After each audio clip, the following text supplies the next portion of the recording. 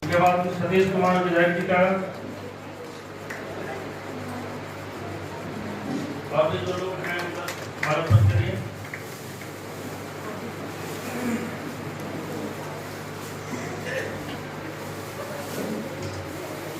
Doctor साहब हैं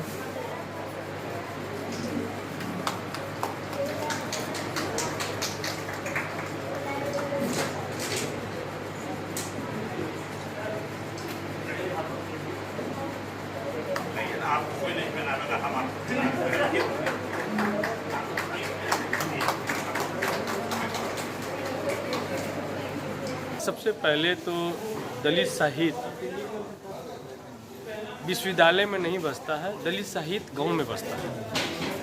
हर एक गांव में आपको क्रांतिकारी, समसामयिक या ऐतिहासिक लेखनी लिखने वाले दलित परिवार के बच्चे मिलेंगे, लेकिन उनकी आइडेंटिटी, उनकी पहचान नहीं हो पाता है। उनको सेंट्रल यूनिवर्सिटी का प्लेटफॉर्म नहीं मिल पाता है, उनको विश्वविद्यालय का प्लेटफॉर्म नहीं मिल पाता है, उनको साहित्य जो पीठ हैं, एकेडमी हैं, उनका साथ नहीं मिल पाता है और वहीं दम तोड़ देता है। तो इसलिए हम तो चाहेंगे कि खास करके जो बाबा साहब के मानने वाले लोग हैं, वो दलित वो सब लोग हैं जो विकास में पीछे छूट गए। दलित कोई एक गिनती के जात नहीं है, दलित वो सब लोग हैं जो विकास में पीछे रह गए हैं। वो सब लोग को एकजुट होकर के जो गांव में से लेकर के और सेंट्रल यूनिवर्सिटी तक एक नेटवर्क बनाना चाहिए और उनके बीच में एक संवाद स्थापित करके एक हेल्दी कंपटीशन और उनके साहित्य को भी पहचान मिलना चाहिए। ये सबसे बड़ा जरूरी। देखिए, साहित्य समाज का दर्पण होता है।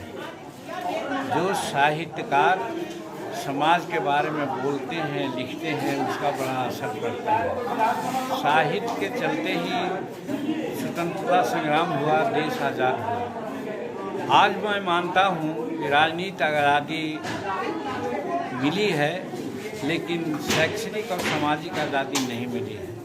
आज साहित्यकार लोग लगे हुए हैं, सबको प्रेरित कर रहे हैं और संगोष्ठी में लोग बहुत उम्दा विचार कर रहे हैं। निश्चित रूप में इनका विचार आगे बढ़ेगा और हमारी जो आज़ादी अभी अपूर्ण है वो पूर्ण। आप लोगों से सबके बीच में कह रहा हूँ कि कोई सिद्ध कर दे कि इसमें कहीं साहित्यिक चोरी है, ये बहुत बलपूर्वक और दमदारी से कह रहा हूँ। यह केवल सूचना मात्र है कि इसमें यह होगा, और ये कह देना किसी के बारे में ये साहित्यिक चोरी है, यह अकादमिक जगत का मैं समझता हूँ सम्मान करना है। साथियों, दलित साहित्य और दलित विमर्श को अगर समझना है तो संबद्ध साहित्य को पढ़ना भी है।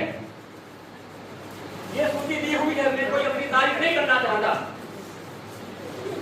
अभी जिस काव्य नाटक का लोकार्पण माननीय ने किया है, चौकीदारी पीठ, अगर इसको समय मिलने पर, अवसर मिलने पर थोड़ा इसको देख लिया जाए, तो जो आपने अपील की कि ऐसा लिखे कि जिसमें दलितों की पीड़ा, दलितों के लिए परिवर्तन मुखर हो, क्रांति की भावना हो, मैं दावे से कह रहा हूं, इसे पढ़ने के बाद आप सब भी कहेंगे कि हाँ, इसमें वो बात है।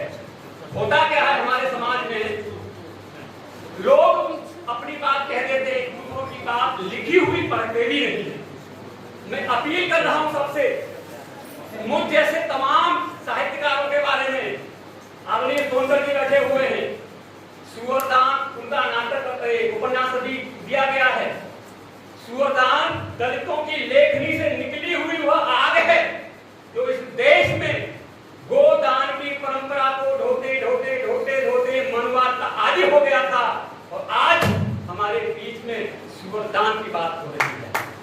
यह वह क्रांति है जिसको बाबा साहब ने कलमबद्ध किया, जिसको संविधानबद्ध किया, और भगवान बुद्ध ने जिसकी पहल की थी। हम दलित साहित्यकार, दलित विमर्शकार इस पर दिन रात काम कर रहे हैं।